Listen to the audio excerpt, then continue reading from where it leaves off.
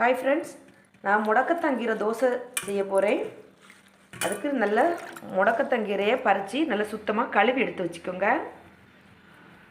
அப்புறம் இதை ஒரு மிக்ஸி ஜாரில் மாற்றணும்.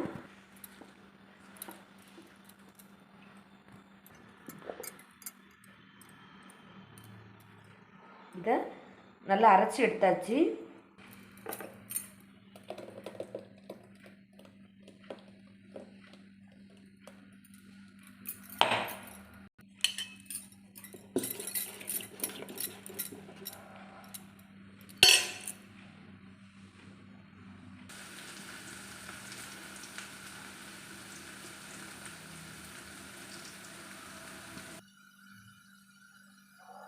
முடக்கத்தங்கீரை தோசை தயார்.